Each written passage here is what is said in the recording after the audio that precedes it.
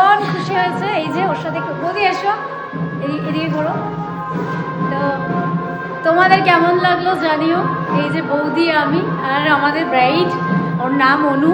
যাই হোক, তোমাদের কেমন লাগলো জানিও। ও তো খুব মিষ্টি দেখাচ্ছে, খুব খুব। আর একটু দাঁড়াও এখানে।